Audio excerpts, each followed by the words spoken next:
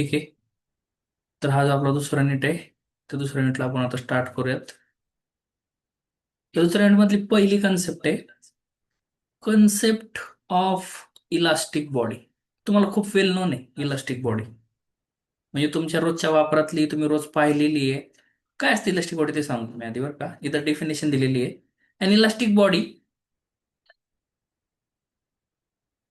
is a material that regain its original dimension when applied load is removed.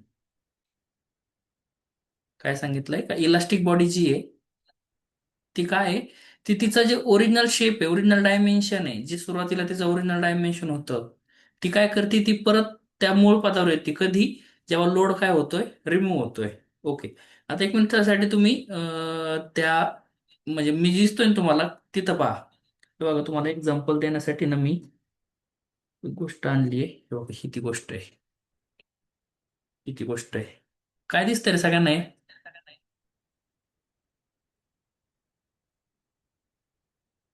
Rubber. Rubber दिसतंय, rubber. Rubber. हो. हा रबरचा original shape आहे आत्ताच्या कंडिशनला, बरं का. मी याला कसला प्रकारचा लोड अप्लाय केलेला नाहीये. पण जसं की मी ह्याला लोड अप्लाय करतोय, मी ओढतोय बघा बाहेरच्या साईडला, ओढतोय. दिसतंय का तुम्हाला सगळ्यांना ओढताना? काय झालं रे, की फोर्स लावल्यामुळे जो रबर होता, त्याची जी लेंथ होती ती काय झाली, आपली इन्क्रीज झाली आहे. बरोबर का? थमटाका समजत असेल तर, लक्षात असेल तर, की रबर आहे, रबरला ओढलंय, ओढल्यामुळे रबरची लेंथ काय झालेली आहे, इन्क्रीज झालेली आहे. आता मी काय करतो, की हा जो मी फोर्स लावलेला आहे किंवा जो लोड दिलेला आहे, हा बघा, हा मी बाहेर ओढण्यासाठी लोड दिलाय, तो मी काढून घेतो, रिमूव्ह करून टाकतो. परत रबरने काय केलं, त्याची त्याची जी ओरिजिनल डायमेन्शन होतं, ओरिजिनल शेप होता, तो त्याने त्याचा परत काय केला, रिगेन केला, परत मिळवला. कधी मिळवला? जेव्हा मी काय केलं, की त्याच्यावर लावलेला जो, हा रबर चांगला दिसत, हा हा, त्याच्यावर लावलेला जो लोड आहे तो रिमूव्ह केला. की जर का हा रबर आहे, मी काय करतोय, त्याला ओढतोय. ओढतोय म्हणजे काय करतोय, त्याच्यावर काहीतरी लोड अप्लाय करतोय. लोड अप्लाय केल्यामुळे त्याच्या डायमेन्शन मध्ये, त्याच्या शेपमध्ये काहीतरी चेंज दिसतोय तुम्हाला. आधी हा रबर असा होता, ताण दिल्यामुळे असा झालाय. Okay, done. आणि मग आता काय केलं आपण, की लोड सोडला, तो परत काय झाला, त्याच्या त्याच्या ओरिजिनल पोझिशनला आला. अशा प्रकारच्याच बॉडीला आपण कसली बॉडी बॉडी म्हणतो, इलास्टिक बॉडी म्हणतो. कन्सेप्ट लक्षात येते का इलास्टिक बॉडीची? असं. कोणतरी सांगा बरं, कशाला आपण इलास्टिक बॉडी म्हणणार? बोल जय, चल. ज्याच्यावर हा अशी इफेक्ट लावले बॉडी. ज्याच्यावर इफेक्ट लावल्यानंतर ताण पडतो, त्याला आपण इलेक्ट्रिक बॉडी म्हणतो. नाही, नाही, नाही, नाही, नाही. हा, दुसरं अजून. अशी बॉडी की जी लोड रिमूव्ह केल्याच्या नंतर स्वतःच साईज पुन्हा पहिल्यासारखं करून घेते ती. बरोबर. ही बॉडी अशी, लोड लावल्यावर चेंज तर सगळ्या बॉड्या होणारच आहेत, बरं का. पण इलास्टिक बॉडी अशी बॉडी असती, जी का लोड रिमूव्ह केला तर परत काय होणार, तिच्या तिच्या जागेवर येणार आहे. त्याला आपण इलास्टिक बॉडी म्हणतो. समजलं का? की लोड जर का काढून घेतला, हा लोड लावलाय, काढून घेतला, तिच्या तिच्या परत जागेवर आली, त्याला आपण इलास्टिक बॉडी म्हणणार आहे. एक्झाम्पल, एक्झाम्पल बघा, कोणते कोणते दिले तिथं. स्टीलची स्प्रिंग, हा, स्प्रिंगचं पण भारी एक्झाम्पल आहे बघा. की जर कधी दाबली स्प्रिंग, आपण स्प्रिंग तर सगळ्यांनी पाहिली आहे. स्प्रिंग जर का दाबली तर तिची लेंथ काय होती, कमी होती. म्हणजे त्याचं जे ओरिजिनल डायमेन्शन आहे ते काय होतंय, चेंज होतंय कुठंतरी. आणि आपण लोड काढून घेतला, स्प्रिंग दाबली होती, तिचा लोड काय केला, आपण रिमूव्ह करून घेतला, ती काय झाली, परत मोठी झाली. लक्षात येतं का तुमच्या? हे दोन फरक आहेत. एक सेकंद, परत थोडंसं वेगळ्या पद्धतीने समजून सांगतो मी. माझं चित्र तुम्हाला थोडंसं मोठं दिसेल, म्हणजे समजेल सुद्धा. हे बघा, रबर दिसतंय का रे? रबर आहे, रबरला थोडासा असा ताण दिला, काय झालं, लेंथ काय झाली रबरची, इन्क्रीज झाली. ताण सोडून दिला, तो काय आला, त्याच्या त्याच्या ओरिजिनल पोझिशनला आला. किंवा आपल्याकडे स्प्रिंग आहे समजा, असं कन्सिडर करा. आता मला स्प्रिंग नाही मी सापडली किंवा शोधत बसलो, एवढ्या लांबीची स्प्रिंग आहे, तिला आपण दाबलं, त्याचं जी डायमेन्शन, तिची जी लेंथ होती ती काय होती, कमी झाली. सोडून दिलं, तिची लेंथ काय होणार आहे, इन्क्रीज होणार आहे. मग ह्या अशा प्रकारच्या ज्या बॉडीज आहेत त्याला आपण कसल्या बॉडी म्हणणार आहे इथं? इलास्टिक बॉडी म्हणणार आहे. डेफिनेशन सांगायची झाली तर काय? का elastic body is a material that regain, regain म्हणजे काय, परत एकदा ते त्याच्या original dimension, regain its original dimension Wien the applied load is removed. जेव्हा अप्लाइड केलेला लोड आपण रिमूव्ह करतो, जेव्हा ती बॉडी तिच्या ओरिजिनल शेपला येते, त्याला आपण कसली बॉडी म्हणतो? इलास्टिक बॉडी म्हणतो. ठीक आहे. एक्झाम्पल स्प्रिंग आणि रबर. लक्षात आलंय?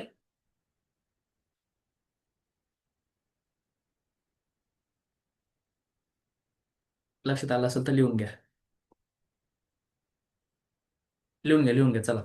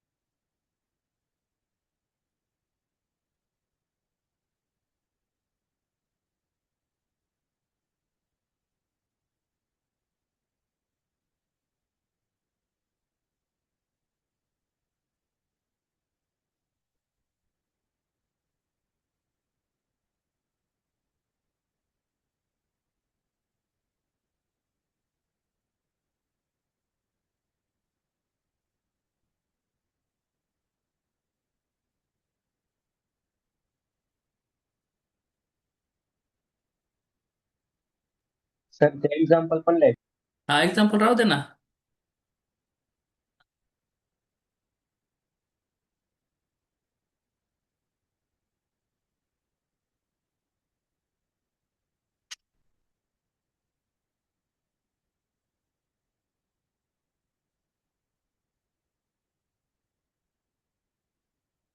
ओके.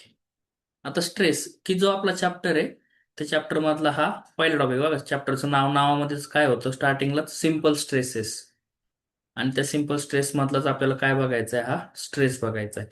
स्ट्रेसचं हे डेफिनेशन वगैरे शिकण्याआधी ही एक डायग्राम आहे तुमच्या समोर. ही बघा, दिसती डायग्राम सगळ्यांना? हा, ही डायग्राम आहे. बाकी काहीच नका बघू, फक्त सध्या डायग्राम बघा बरं का. ओके. एक समजा असं कन्सिडर करा की जो दिलेला तुम्हाला हे दिसतंय असं, तो एक रॉड आहे किंवा पाईप आहे. हा, त्या पाईपला काय केलं आपण? फोर्स लावलाय बघा. इकडच्या साईडनी पण पी लावलाय आणि इकडच्या साईडनी पण काय लावलाय? पी लावलाय. सारख्या प्रकारचाच फोर्स लावलाय. किंवा तुम्ही खाली इथं आले बघा, इथं अॅनॉलॉजी मध्ये दोन मुलं आहेत बघा, रस्सी खेच खेळतायत ते. काय करतात रस्सी खेच खेळताना ते? ह्या साईडनी पण एक जण काय करतोय? फोर्स लावतोय. आणि ह्या साईडनी पण एक जण काय करतोय? फोर्स लावतोय, बरोबर का? मग हे फोर्स लावल्यामुळं, जसं की तुम्हाला काल मी पेन दाखवला होता, पेन, पेनला काय केलं आपण? फोर्स लावतोय, ताकद लावतोय वाढायसाठी, लांबी वाढवण्यासाठी. तर त्याच्यात काय होणार? काहीतरी डायमेन्शनल चेंज होणार. पण एवढं सहजासहजी चेंज होणार आहे का रे? आपल्याला ताकद काय करावं लागणार आहे? जास्त लावावं लागणार आहे, लोड जास्त द्यावा लागणार आहे. हा समजा जर का लोखंडाचा रॉड आहे, जो तुमच्या समोरचा जो रॉड आहे तो दिसतोय हा या चित्रामध्ये इथं, हा जर का लोखंडाचा आहे, तर त्याला आपल्याला त्याच्या डायमेन्शन मध्ये चेंज करण्यासाठी किंवा त्याची लांबी वाढवण्यासाठी आपल्याला काय करावं लागणार आहे? जास्त फोर्स लावावा लागणार आहे. का बरं? किंवा समजा त्याचं एक्झाम्पल केलं होतं हे रबरचं, मी समजा रबर, एखादा रबराचा असता हा रॉड जो दिलाय तो रबरचा असता आपला, तर काय झालं असतं? थोडा जरी फोर्स लावला तरी काय होतंय? आपलं काम होतंय. पण तेच लोखंडाचं असेल तर काय होतं? ते सहजासहजी होत नाही. म्हणजे काय होतंय? का ते जे मटेरियल आहे, ते मटेरियल काय करतंय? का डिफॉर्म व्हायला, त्याची साईज आणि शेप चेंज करण्यासाठी काय करते? काहीतरी अडवणूक करतंय आपली. रजिस्ट करतंय. विदाउट फोर्स लावता काय ते डायमेन्शन त्याचं चेंज करणार नाही. डायमेन्शन जर का चेंज करायचंय आपल्याला, तर आपल्याला काय करावं लागणार आहे, फोर्स लावावा लागणार आहे, जास्तीत जास्त जास्त फोर्स लावावा लागणार आहे. आणि मग हे जे रजिस्टन्स करणारी गोष्ट आहे का, रेजिस्टन्स आपल्याला अडवणारी जी गोष्ट आहे का, त्याला आपण काय म्हणतो असतो, स्ट्रेस म्हणतो. का ती बॉडीची एक प्रकारची प्रॉपर्टीच म्हणू शकतो आपण, की stress is internal resisting force. Stress म्हणजे काय, का ती बॉडी जी आहे, की जिचे आपल्याला काय करायचे, डायमेन्शन मध्ये काहीतरी चेंज आणायचं आहे. त्या डायमेन्शन मध्ये चेंज आणताना आपल्याला त्या बॉडीच्या आतून एक गोष्ट आहे, ती काय करते, अडवती, की नाही भाऊ, तुला मी माझी लांबीची आहे, लेंथ जी आहे ती वाढू देणार नाही, तुला मी काय करणार आहे, तिथं अडवणार आहे. आणि त्या फोर्सलाच आपण काय म्हणतो, स्ट्रेस म्हणतो. Internal resisting force. की एखादी बॉडी जी आहे ती सहजासहजी डिफॉर्म होत नाही. आपल्या डिफॉर्मेशनचा स्टडी करायचा ना फॉर्म मध्ये, कालच बोलणं झालं होतं आपलं. रिजिड बॉडी का आपल्याकडे आता नाही, आता बॉडी कशी आहे, डिफॉर्म होणारी बॉडी आहे. तिचा शेप पण साईज काय करणार आहे, बॉडी चेंज करणार आहे. तर मग तर मग एखादी बॉडी जी आहे तिला आपण फोर्स लावतोय चेंज करण्यासाठी, आणि चेंज करताना ती सहजासहजी चेंज होत नाहीये.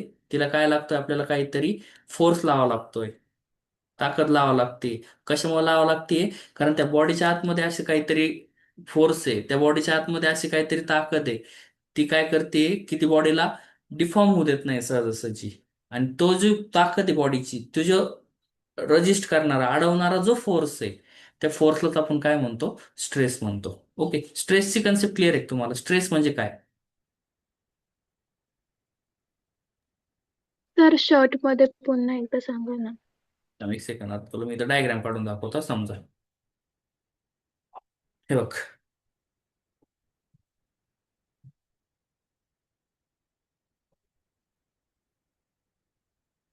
ओके, हा जो आहे, हा काय आपल्याकडे एक रॉड आहे. रॉडला काय करायचंय, मला हा आत्ताची पोझिशन आहे. रॉडला आपल्याला समजा इकडून, हे रॉडचा सेंट्रल ऍक्सिस आहे.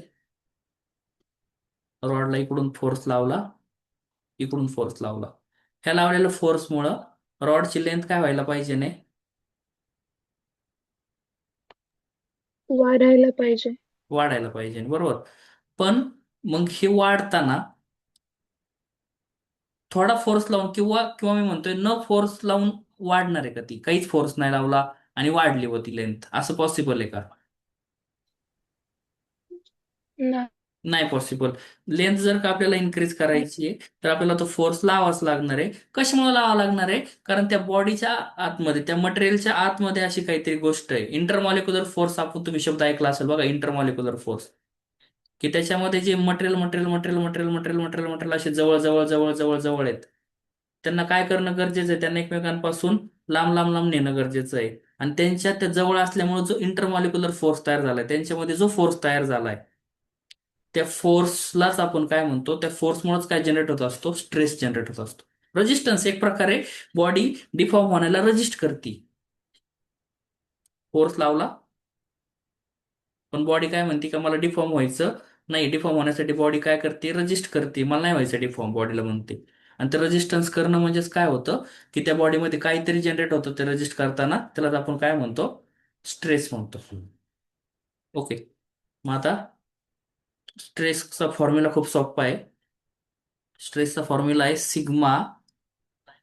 स्ट्रेस कशाने दाखवतो आपण, सिग्माने दाखवतो हा. स्ट्रेस म्हणजेच काय असतो हा, सिग्मा. असा सिग्मा कशात होता, हा सिग्मा आठवतोय का, कधीतरी पाहिल्यासारखा आहे हा सिग्मा आपण.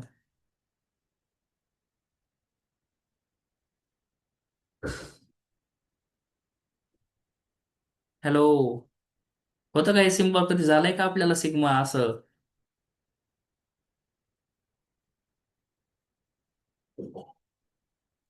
स्टँडर्ड डेव्हिएशन काढलं होतं का कधी?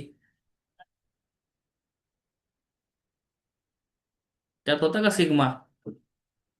पण आता ते स्टँडर्ड डेव्हिएशन विसरून जायचं. आता आपण फर्स्ट इयरला नाही येत, आता आपण सेकंड इयरला आलोय. तर सिग्मा म्हणजे काय असणार आहे आपल्यासाठी, सिग्मा म्हणजे काय असणार आहे, स्ट्रेस, बरं का. आणि फॉर्म्युला तर एवढा सोपा आहे स्ट्रेसचा, sigma is equal to P upon A. P म्हणजे काय, पी म्हणजे जो फोर्स लावलाय का आपण बॉडीला मोठं करण्यासाठी, बॉडीला वाढण्यासाठी, हा जो फोर्स लावलेला आहे का मी, हा फोर्स म्हणजेच काय असणार आहे, पी असणार आहे. आणि खालचा जो ए, हा ए म्हणजे काय, आता बॉडीचा एरिया पण मॅटर करणार ना, मला सांगा. ठीक आहे, हा पेन आहे, ही एक बॉडी आहे, आणि दुसरा पेन आहे जो की ह्याच्यापेक्षा असा जाड आहे थोडासा. कोणाच्यात स्ट्रेस, कोणाच्यात आपल्याला जास्त ताकद लावावं लागेल बरं स्ट्रेससाठी, ह्या पेनला का ह्या जाड्या पेनला? जो मोठा पेन येतो. जेवढा मोठा जाड्या पेन आहे पेनला. तेवढा. भले भले बघा, हा पहिला जो पेन आहे ते असा आहे इथपासून इथपर्यंत. दुसरा पेन आहे तोच, त्याची याची लेंथ सारखीच आहे, पण डायमीटर मोठा आहे. आणि इथं आपल्याला पी लावायचा आहे असा, इथं आपल्याला काय लावायचं आहे, पी लावायचा आहे. म्हणजे जेव्हा आपल्याला स्ट्रेस कॅल्क्युलेट करायचा आहे तेव्हा आपल्यासाठी किती गोष्टी मॅटर करतात, दोन गोष्टी मॅटर करतात. पहिली गोष्ट कोणती आहे, की आपण किती फोर्स लावतोय, आणि दुसरी त्याचा जो क्रॉस सेक्शन एरिया आहे, म्हणजे ज्या एरियात आपल्याला फोर्स लावायचा आहे तो किती आहे. ह्या दोन गोष्टी आपल्यासाठी खूप महत्वाच्या आहेत. लांबी महत्वाची नाही बिलकुल, लांबीने काहीच मॅटर पडत नाही आपल्यासाठी. स्ट्रेस कॅल्क्युलेट करताना दोन गोष्टी माहिती असणं गरजेचं आहे. एक म्हणजे कितीचा फोर्स लावायचा आहे त्यालाच आपण काय म्हणणार आहे, पी, अप्लाइड लोड. हे बघा इथं मी लिहिलंय का सिग्मा म्हणजे काय असतो स्ट्रेस, पी म्हणजे काय असतो अप्लाइड लोड, किती लोड अप्लाय केलाय. आणि ए म्हणजे काय असणार आहे, ए म्हणजे काय असणार आहे त्याचा क्रॉस सेक्शन एरिया. आता क्रॉस सेक्शन एरिया काय भानगड आहे ते सांगतो एक सेकंड तुम्हाला.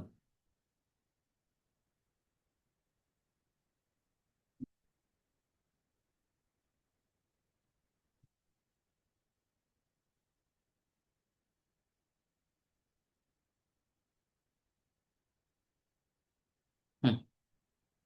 हा एक बॉडी आहे, हा बॉडीचा हा ऍक्सिस दिसतोय. इकडून एक पी एवढा फोर्स लावलाय, तेवढाच फोर्स ह्या साईडने पण लावलाय. ओके. आता काय झालं की जेव्हा आपल्याला स्ट्रेस कॅल्क्युलेट करायचं तेव्हा मी तुम्हाला दोन गोष्टी मॅटर करताना सांगितलं, एक म्हणजे पी, आणि दुसरा म्हणजे हा जो एरिया आहे का, हा हा मी जो रंगवतोय बघा इथं, हा एरिया कसा दिसतोय रे, हा शेप कसा आहे, square, circular, triangular?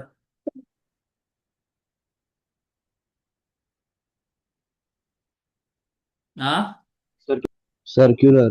Circular shape आहे बरोबर. हा, तर मग आपल्याला काय करावं लागेल, हा जो सर्कल आहे ह्या सर्कलचा काय काढावं लागणार आहे आपल्याला, कुठंतरी जाऊन एरिया काढावा लागणार आहे, जो की आपण काय म्हणून घेणार आहे इथं, ए म्हणून घेणार.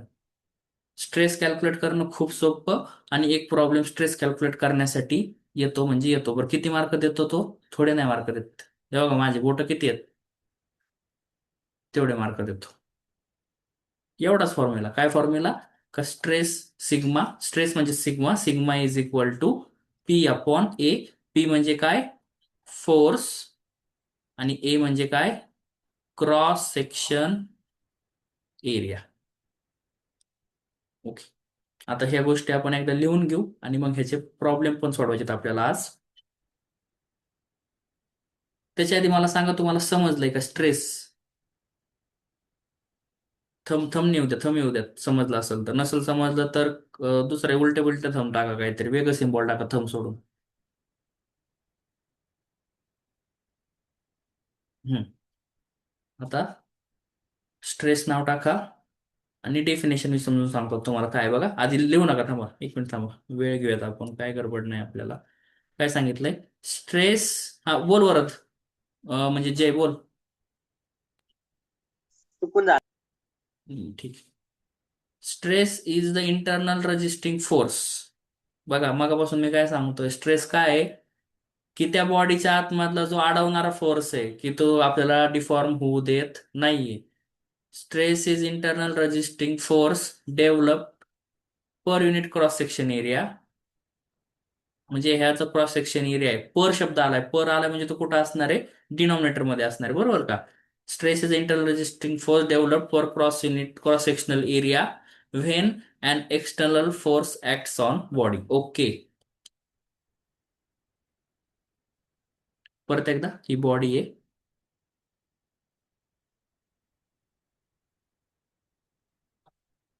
ओके, त्या बॉडीचा हा ऍक्सिस आहे. आता काय झालं की ह्या ऍक्सिसवर मी इथं लावला हा काहीतरी पी. पी म्हणजेच काय लावलाय? लोड लावलाय. हा, आता जेव्हा हा लोड लावलाय तेव्हा बॉडीला काय व्हायचंय? डिफॉर्म व्हायचंय. बॉडीला तिची लेंथ काय करायची आहे? इन्क्रीज करायची आहे. बरोबर का? पण बॉडीच्या आतमधला असा एक फोर्स आहे, तो काय होऊ देत नाहीये, त्या बॉडीला डिफॉर्म होऊ देत नाहीये. आणि त्या फोर्सलाच आपण काय म्हणत असतो रे? स्ट्रेस म्हणत असतो. ओके, चला स्ट्रेसची डेफिनेशन लिहा. स्ट्रेसचा हा फॉर्म्युला आहे. स्ट्रेसचा फॉर्म्युला परत एकदा समजून सांगतो, कारण डेफिनेशन नाही आली तरी चालती, पण फॉर्म्युला आला पाहिजे नाही. परत एकदा, सॉम हा विषय 70 मार्काचा आहे. 70 पैकी 60 मार्कचे आपल्याला काय सोडवायचे आहेत? प्रॉब्लेम सोडवायचे. त्यामुळे डेफिनेशन नाही आली, चालून डेफिनेशन नाही लक्षात राहिली, नो प्रॉब्लेम, पण फॉर्म्युला लक्षात राहिला पाहिजे की stress is equal to force upon area. Okay, force upon area, P upon A. Definition लिहा, फॉर्म्युला लिहा. आणि आता हा युनिटचा राहिला विषय. थांबा थांबा थांबा, थांबा रे फॉर्म्युला. मला सांगा, आपण मागच्या सेमिस्टरला फोर्स शिकलो मेकॅनिक्स मध्ये. त्यात फोर्स युनिट काय होतं? न्यूटन. न्यूटन. बरोबर. आणि एरियाचं युनिट काय असतं? एरियाचं युनिट काय असतं? चा स्क्वेअर. यांच्यामध्ये कोणतं चिन्ह आहे? डिवाइडचं. इथं बघा ना, फोर्स, फोर्स वरून काय भेटला? न्यूटन. एरिया, एरियावरून काय भेटलं आपल्याला? चा स्क्वेअर. आणि ह्या दोन्ही गोष्टी एकत्र करूनच आपल्याला युनिट काय भेटलं? सिग्माचं, म्हणजे स्ट्रेसचं युनिट काय भेटलं? Newton per square. आणि न्यूटन पर स्क्वेअर किंवा मेगा पास्कल, ह्या दोन्ही गोष्टी काय असतात? इक्वल असतात. मग तुम्हाला कन्फ्युज करण्यासाठी कधी मेगा पास्कल पण दिलं जाईल किंवा न्यूटन पर स्क्वेअर, दोन्हीचा अर्थ काय असतो? सारखाच. ओके, लिहून घ्या गोष्टी. चला पटकन आता.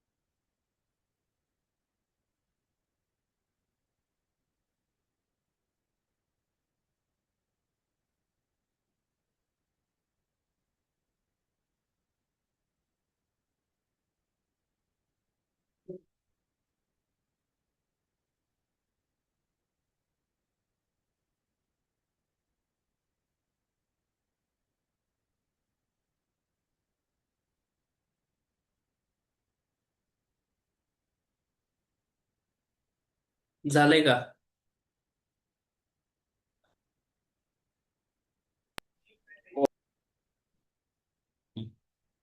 ओके, आता परत एकदा तेच समजून हो सांगितलेलं सर आहे, झालं. परत वेगळं लिहायची गरज नाहीये.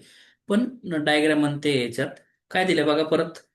Stress is internal resisting force develop per cross sectional area when an external force acts on a body. नंतर ही बॉडी दाखवली आहे. नंतर हा फोर्स दाखवलाय बघा इथं. एक सेकंड. हा फोर्स पी, हा फोर्स पी, हा फोर्स काय करतोय? त्या बॉडीला ओढतोय. त्यामुळे बघा, आधी बॉडीची पोझिशन बघा इथं होती, बघा इथपर्यंत होती बॉडी. दिसते काय? ब्ल्यू ब्ल्यू डॉट लाईन दिसते का तुम्हाला? हा, एवढी होती आधी बॉडी. पण फोर्स लावल्यामुळे काय झाली? इथपासून कुठपर्यंत आली ती? इथपर्यंत आलेली आहे. त्याच्यामुळे आतमध्ये काय झालंय, काहीतरी स्ट्रेस जनरेट झालेला आहे त्या फोर्समुळं, आणि ह्या क्रॉस सेक्शन एरियामुळे काय झालंय, आतमध्ये काहीतरी स्ट्रेस जनरेट झालेला आहे. परत एकदा stress is equal to P upon A. Formula लक्षात राहिला का रे? Sigma is equal to P upon A. Sigma म्हणजे स्ट्रेस, पी म्हणजे फोर्स, ए म्हणजे एरिया. आणि मग पुढं तेच गोष्टी दिल्यात. बाकी वेगळं काहीच नाहीये. ठीक आहे. आता आपण काय करू, थोडेसे एक्झाम्पल हे टाईप जे आहेत ते पाहू, नंतर आधी एक्झाम्पल सोडवायला लागू एक.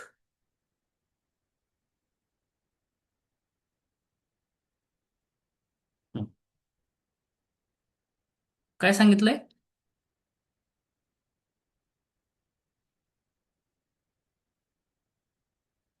सोल्युशन बघा. A steel rod pulled by 20,000 newton. एक स्टीलचा रॉड आहे, त्याला पुल केलंय म्हणजे ओढलंय. पुश केलंय म्हणजे ढकललंय. हे दोन फरक आहेत. हे जे आता मी करतोय पेनला, काय करतोय? पुल करतोय का पुश करतोय? काय काय?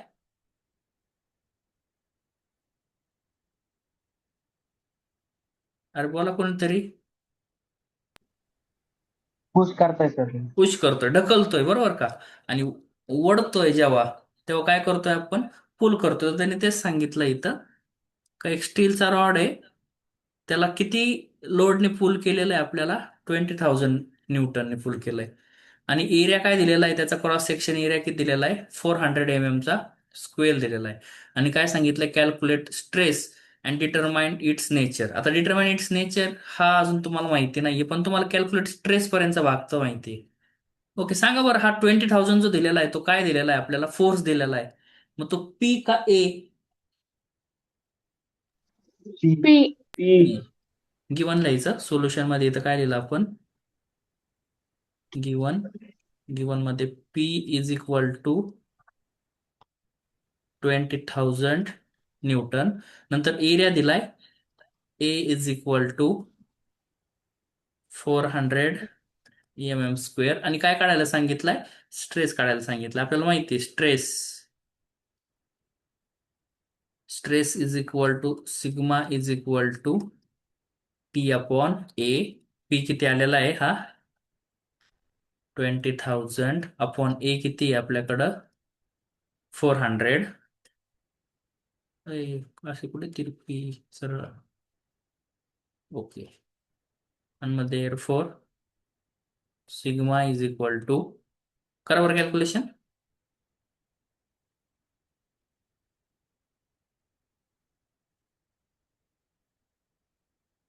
कॅल्क्युलेटर ते सोबत ठेव, चला असो आमच्या लेक्चरला.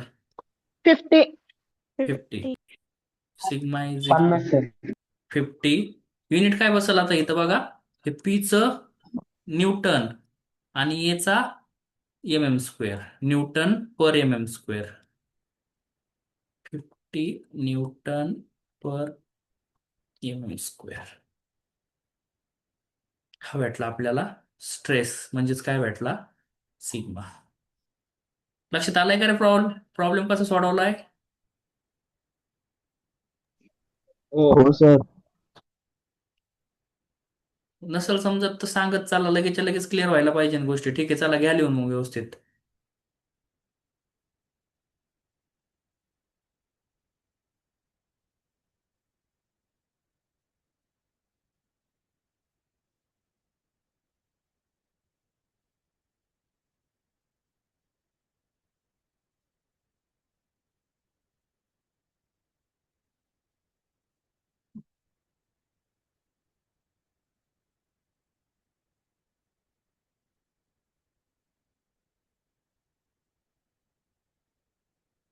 आता हे डिटरमाइंड नेचर जे आहे ना, त्याच्याबद्दल बोलू आपण 2 मिनिटं, आणि मग परत आपण पुढचा प्रॉब्लेम सोडवायला घेऊ.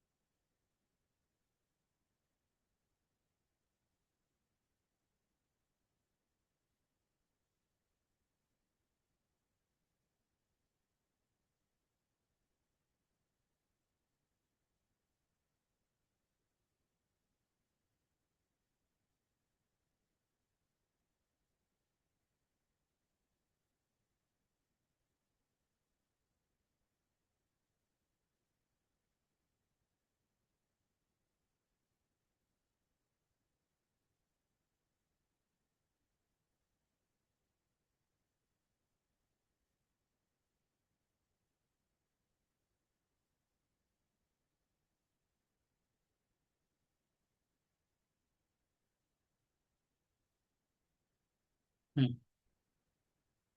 ओके, आता मागची स्लाइड बघा. ह्यात त्या स्ट्रेसचे टाईप येतात, हे आपल्याला लिहायचं आहे. मी आता तुम्हाला समजून सांगतो बघा बरं का. Types of stress. स्ट्रेस म्हणजे काय हे तर माहिती आहे तुम्हाला. Stress is the internal resisting force per unit area.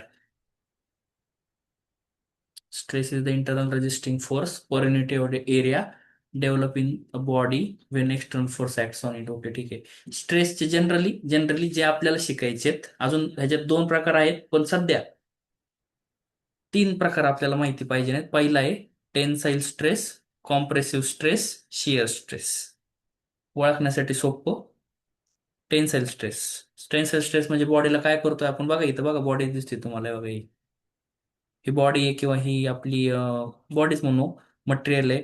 मटेरियलला कसा फोर्स लावलाय बघा, बाहेर जाणार फोर्स लावलाय, म्हणजे ओढणारा, म्हणजे पुलिंग फोर्स. शब्द काय आला बघा, पुलिंग फोर्स. दिसतंय का रे हे तुम्हाला क्लिअर? का लय बारीक बारीक झालंय फॉन्ट? दिसतंय. दिसतंय. ओके ओके, तेच की जेव्हा ह्या बॉडीला आपण ओढणारा फोर्स लावतोय बाहेरच्या साईडला, रस्सी खेच, तू तिकडून खेच इकडून खेच, काय केलं रस्सीला आपण ओढलं. हा रबर होता, कुठे गेला रबर? रबर. हा, रबर होता रबर. रबरला काय केलं आपण, कोणता फोर्स लावला? हा ओढणारा फोर्स लावलाय, बाहेरच्या बाजूला ओढतोय आपण. मग ह्या फोर्सला आपण पुलिंग फोर्स म्हणतो. आणि ह्या पुलिंग फोर्समध्ये जो स्ट्रेस तयार होतो, जो स्ट्रेस प्रोड्यूस होतोय, त्या स्ट्रेसला आपण कसला स्ट्रेस म्हणणार आहे? Tensile stress. लक्षात आलंय का टेन्साईल?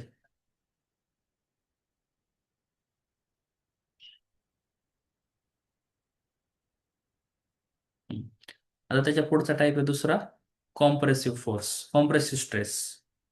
काय फरक आहे दोन डायग्राम मध्ये? एकीकडे फोर्स, पुलिंग फोर्स लावला, दुसरीकडे कसा फोर्स लावला इथं बघा, पुशिंग फोर्स. बॉडीला काय करतोय आपण? पुश, साईडला पुश केलंय. ढकलतोय. काय होईल रे पुलिंग मध्ये आणि पुशिंग मध्ये? काय फरक होईल बरं, सांगा बरं तुम्ही मला. म्हणजे टेन्साईल स्ट्रेस मध्ये त्या बॉडीची जी शेप आहे ती कशा प्रकारे चेंज होणार आहे? त्याच्यामध्ये त्याची pulling shape decrease length Decrease. Length length जी आहे ती लेंथ काय होतीये, लेंथ काय होणार आहे? टेन्साईल मध्ये लेंथ इन्क्रीज होणार आहे आणि डायमीटर डिक्रीज होणार आहे, कारण तो रॉड आहे. आणि कॉम्प्रेसिव्ह मध्ये लेंथ डिक्रीज होईल आणि डायमीटर इन्क्रीज होईल. Perfect perfect. टेन्साईल स्ट्रेस जेव्हा कॅल्क्युलेट करायचा आहे किंवा टेन्साईल स्ट्रेसचा जेव्हा आपल्याला प्रॉब्लेम, बॉडी असणार आहे आपल्यासमोर की ज्याच्यावर आपण टेन्साईल फोर्स लावलाय, तेव्हा त्याची लेंथ काय होणार आहे? इन्क्रीज होणार आहे. पण लेंथ इन्क्रीज होणार आहे, आधी एवढा होता, लेंथ इन्क्रीज तसं तसं तसं तसं त्याचं डायमीटर काय होत जाणार आहे? छोटा छोटा होत जाणार आहे, बरोबर. तेच कॉम्प्रेसिव्ह इथंच बघा ना. आता हा सर्क्युलर क्रॉस सेक्शन आहे असं कन्सिडर करा, दिसतंय का? हा, आता जेव्हा मी ह्याला ओढतोय काय झालं बघायचं, लेंथ वाढली, पण डायमीटर किंवा त्यांचे ही जी हाईट जी आहे ती काय झाली, कुठंतरी कमी झाली. Tensile stress. त्याच्या उलट कॉम्प्रेसिव्ह स्ट्रेसमध्ये काय होतो की दाबल्यामुळं, कुलदीप, कुलदीप शांत राहा भाऊ. कॉम्प्रेसिव्ह स्ट्रेसमध्ये काय होणार आहे की आपण ही जी बॉडी आहे त्या बॉडीला काय करणार आहे, आपण दाबणार आहे. दाबल्यामुळे त्याची लेंथ काय होणार आहे? कमी होणार आहे. आणि लेंथ कमी होणार आहे, पण दाबल्यामुळे ती अशी, दाबल्यामुळे ती जाड जाड जाड होणार आहे, डायमीटर काय होणार आहे? वाढणार आहे. इमॅजिन होतंय का बॉर्न तुम्हाला? थंब टाका समजत असेल तर, टेन्साईल कॉम्प्रेसिव्हचा इमेजिन झाला असेल. नाही बाकीच्यांच्या लक्षात येते का?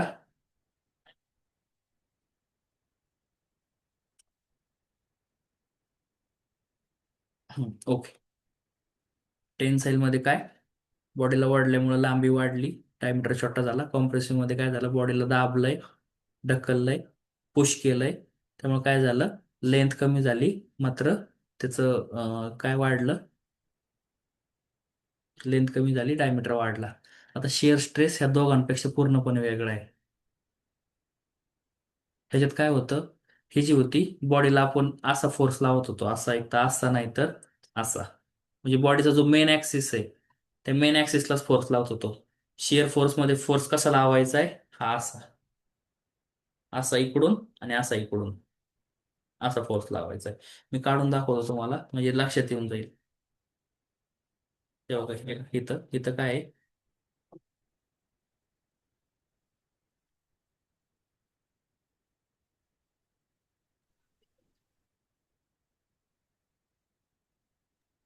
ते कपल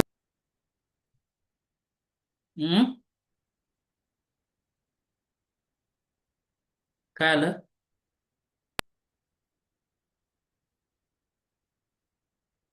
ही बॉडी आहे. बॉडीला जर का हा असा फोर्स लावला तर कोणता रे, कोणता स्ट्रेस तयार होईल याच्यात? Tensile stress. Tensile stress. Tensile stress तयार होईल. शाबास. ह्याच बॉडीला जर का असा फोर्स लावला आता compressive. Compressive stress. Okay. Compress हा, हे तर तुम्हाला समजलं.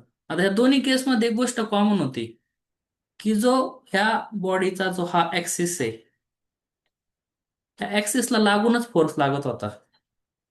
एक तर हिथं लागत होता किंवा हिथं असा लागत होता ऍक्सिसला लागून.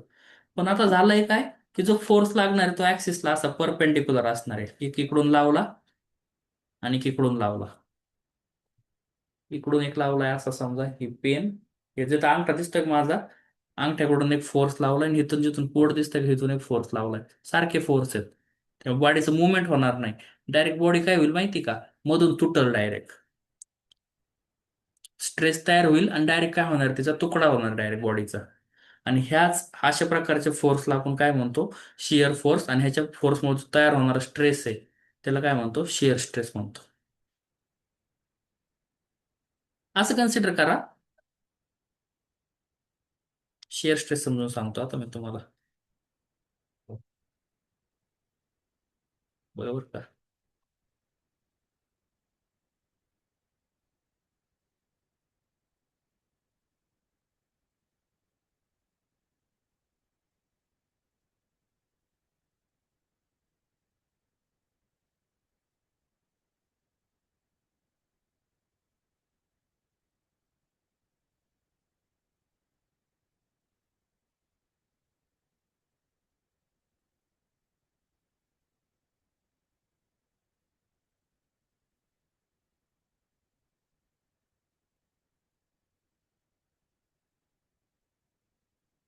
ओके.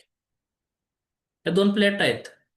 ही प्लेट 1, ही प्लेट 2. ओके. आणि ह्या दोन प्लेटा अटॅच करण्यासाठी मला एका कशाची गरज पडली आहे, स्क्रूची गरज पडली आहे. एक वेगळ्या प्रकारचा स्क्रू आहे की जे वरच्या साईडने पण पॅक आहे आणि खालच्या साईडने पण पॅक आहे. इमॅजिन होतोय तुम्हाला? दोन प्लेट आहेत. दोन प्लेट एकमेकांना कशाने अटॅच झाल्यात, ह्या स्क्रूने अटॅच झाल्यात. ओके. हा, आता झालं काय, मी काय केलं, त्याची वरची प्लेट जी दिसते का तुम्हाला, वरची प्लेट ही, ह्या बोर्ड प्लेटला असा फोर्स लावला इकडं जायला आणि ह्या प्लेटला असा फोर्स लावला. काय होईल रे पुढच्या स्टेपला, की वरची जी प्लेट आहे ती इकडं सरकलेली आहे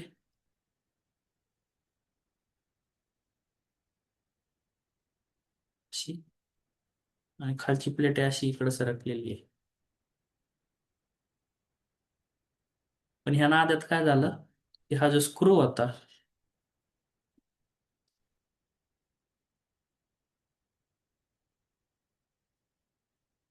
तो आज तुटलाय. वरची तिकडे गेली, खालची कुठं गेली, इकडे गेली. इमॅजिन होतंय का तुमच्या लक्षात येत आहे काय, इमॅजिनरी पार्ट आहे थोडासा इथं लक्षात, म्हणजे तुम्ही पाहिलेलं वगैरे वापरलेल्या गोष्टी त्या. हा, की जेव्हा ह्या अशा प्रकारचं अरेंजमेंट होती, दोन प्लेटा कशाने जोडलेल्या होत्या, स्क्रूने जोडलेल्या होत्या. आपण एक फोर्स असा लावला, एक फोर्स असा लावला. ओके. त्याच्यामुळे काय झालं की वरची प्लेट ही अशी इकडे सरकली. पण वरची सरकताना काय झालं का, हा जो एवढा पार्ट आहे का, एवढा अर्धा, एवढा एवढा एवढा, तेवढा घेऊन सरकली तिकडं सरकतानाच. आणि खालची प्लेट इकडं सरकली, ती एवढा घेऊन सरकली. तर मग आता हे जे हा जो मधला बोल्ट होता त्याचा मेन ऍक्सिस कसा आहे त्याचा, हा मेन ऍक्सिस आहे त्याचा. पण त्याला फोर्स कसा लागला बघा ना तुम्ही, हा फोर्स कसा लागला, परपेंडिक्युलर फोर्स लागला. आणि परपेंडिक्युलर फोर्समुळे काय झालं, ते डायरेक्ट ब्रेक झालं ते. आणि ह्या ह्या जो बोल्ट आहे ह्या बोल्टमध्ये जो स्ट्रेस जनरेट झाला होता त्या स्ट्रेसला आपण कसला स्ट्रेस म्हणतो, हा 3 नंबरचा स्ट्रेस, शिअर स्ट्रेस. बघा इथं पण तसंच एक्झाम्पल दाखवलंय का, या 2 प्लेट आहेत, एक प्लेटमुळं दोन्ही, एकाला पी असा लावला एकाला पी असा लावला, त्या दोघं एकमेकांपासून वेगवेगळ्या झाल्या आणि त्याच्यात जो स्ट्रेस जनरेट झालाय त्याला आपण कसला स्ट्रेस म्हटलं, शिअर स्ट्रेस म्हणतो. ओके. मग आता हा जो क्वेश्चन होता, जो पहिला क्वेश्चन आपण आता सोडवला, त्यात पुढे सांगितलंय calculate stress and determined it's nature. की स्ट्रेस कॅल्क्युलेट करा आणि त्या स्ट्रेसचं नेचर सांगा. बघा आता इथं काय शब्द आला इथं, पुल. मग जर का स्टीलच्या रॉडला पुल केलंय तर त्यात जनरेट होणारा स्ट्रेस कोणता असेल, tensile, tensile. Tensile stress. Compressive का shear? Tensile. Tensile. Tensile stress tensile. असेल, टेन्साईल स्ट्रेस असेल, बरोबर बरोबर, परफेक्ट. कसं काय, बघा इथं आपण इथं शब्द वापरला होता का, टेन्साईल स्ट्रेस प्रोड्यूस व्हेन, कसला फोर्स लागतो त्याला, हे बघा, बघा बघा, पुलिंग फोर्स लागतो. मग इथं पण त्यांनी ते शब्द वापरलेला आहे का, पुलिंग फोर्स आहे, त्यामुळे आपण त्याला काय म्हणणार, टेन्साईल स्ट्रेस म्हणणार. ठीक आहे. मग आता तुम्ही काय करायचं, tensile stress now type of stress म्हणायचं, टेन्साईल स्ट्रेस, त्याची डेफिनेशन, त्याची डायग्रॅम. बाकी खालचं काय लिहायची गरज नाही. बघा काल तेच आहे बघा ना, sigma is equal to P upon A, sigma काय, ए काय, आपलं पी काय, ए काय आणि सिग्मा काय. तसं इकडं पण कॉम्प्रेसिव्ह स्ट्रेस डेफिनेशन लिहा, डायग्राम काढा, बाकी सगळं तेच आहे. शिअर स्ट्रेस डेफिनेशन लिहा, डायग्राम काढा, बाकी सगळं सेम, बाकी काही लिहायची गरज नाहीये. पटकन करून घ्या, चला प्रॉब्लेम सोडवायचे अजून आपल्याला.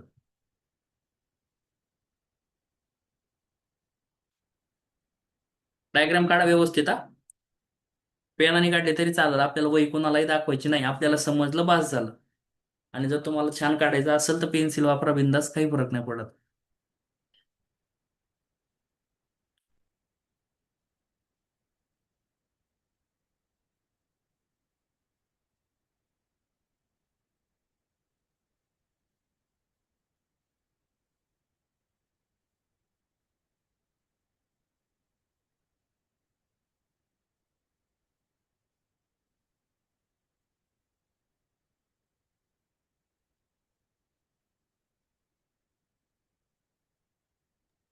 तर डेफिनेशन आणि डायग्राम ना हा, फक्त. डेफिनेशन आणि डायग्राम.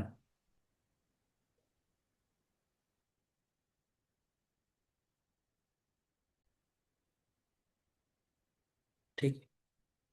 चला पुढे जाऊयात आता. मग हे 3 प्रकार होते. पहिला होता टेन्साईल स्ट्रेस, ज्याच्यात आपण काय करतोय, पुल करतोय. दुसरा होता कॉम्प्रेसिव्ह, त्यात पुश करतोय. आणि तिसरा होता शिअर, की तो लोड जो आहे तो आपल्या ऍक्सिसला न लागता ऍक्सिसच्या कसा लागणार आहे, परपेंडिक्युलर लागणार आहे. ठीक आहे. मग आता हा प्रॉब्लेम बघायचा आहे आपल्याला. घ्या क्वेश्चन लिहून घ्या, सोडू आपण.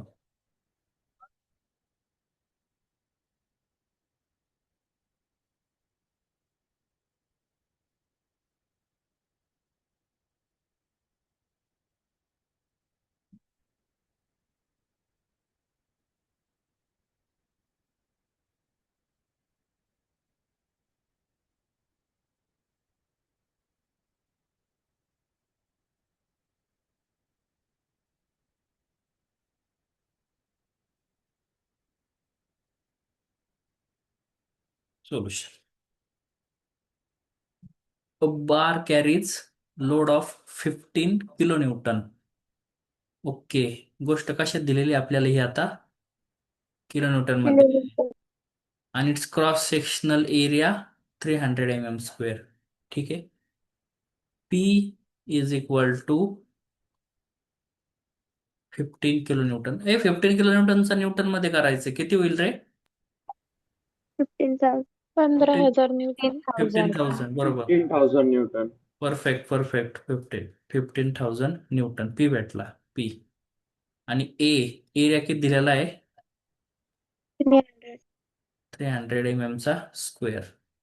काय काढायला सांगितलंय, stress.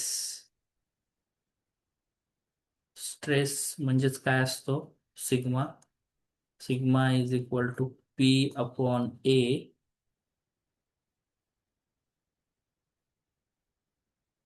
Sigma is equal to 15,000 upon 300. Therefore, sigma is equal to 50 unit Newton per mm square. 50 50 Newton per metre. 50 Newton. 50 Newton per metre नाही रे, कोण होतं? 50 न्यूटन पर mm स्क्वेअर. युनिट नसेल तर आपले मार्क कट होतात. त्यामुळे युनिट प्रॉपर म्हणायचं, पण आता व्यवस्थित म्हटले तर लिहायची पण व्यवस्थितच सवय लागेल. ठीक आहे, लिहून घ्या चला.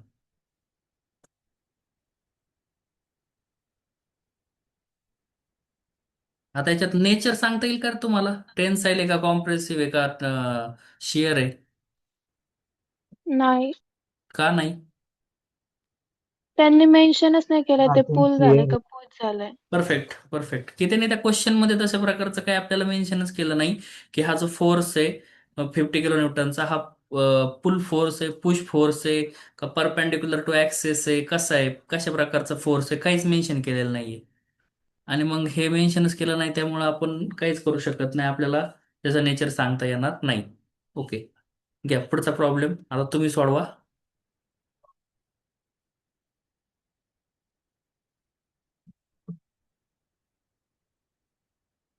क्वेश्चन लिहून घ्या व्यवस्थित आणि मग सोडवा.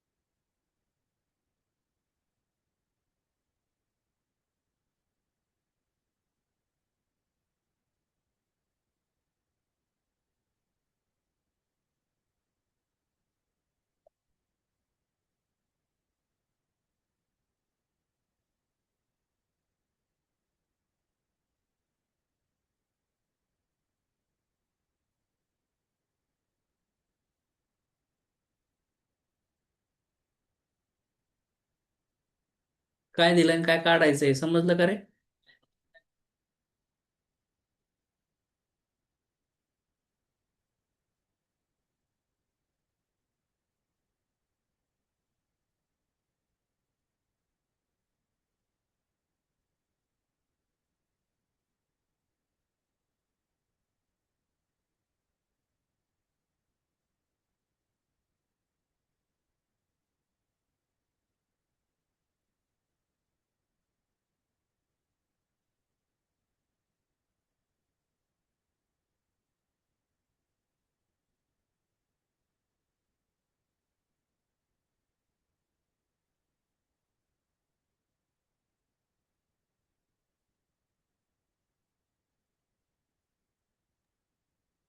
तर 300 mm².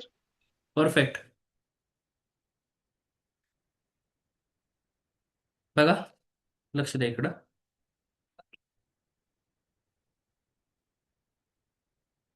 सोल्युशन मध्ये लोड दिलाय, किती दिलेला आहे तो? 24 किलो न्यूटन. 24 किलो न्यूटनला जर का न्यूटन मध्ये करायची वेळ आली तर आपण त्याला किती लिहिणार? 24,000 न्यूटन. नंतर अलाउएबल स्ट्रेस. स्ट्रेस किती दिलाय? स्ट्रेस स्ट्रेस म्हणजे sigma. Sigma is equal to 80 newton per mm². Okay. आणि काय काढायला सांगितलंय? Find the required cross sectional area. Area काढायला सांगितलंय. फॉर्म्युला तर तोच लागणार. Sigma is equal to P upon A. त्यातला सिग्मा माहितीये, पी माहितीये, ए नाही माहिती. बरोबर, दोन गोष्टी माहिती, तिसरी गोष्ट काढायची आहे. अरे अरे, काय झालंय? पुढचा क्वेश्चन आला काय डायरेक्ट? ओके, मग सिग्मा किती आहे? 80 is equal to 24,000 divided by A. आता ए इकडे डिवाइड करतोय, या साईडला जाऊन काय करेल तो? मल्टिप्लाय. म्हणजे इक्वेशन कसं बनल? 80 इज इक्वल टू 24,000. 80 मल्टिप्लाय करतोय, ह्या साईडला जाऊन काय करणार आहे? Divide. A area is equal to 24,000 divided by 80, आणि त्याच्यावरून एरिया इज इक्वल टू काय भेटेल आपल्याला? 300 300. mm². कोणाकोणाचा आलता असा आन्सर? एक मांग प्रांजली चालतं. अरे वा, 2 3 4 5 6 7 8 9. वा वा, छान छान छान. ठीक आहे ठीक आहे ठीक आहे. ज्यांचं नाही आलं लिहून घ्या. बोल मयूर.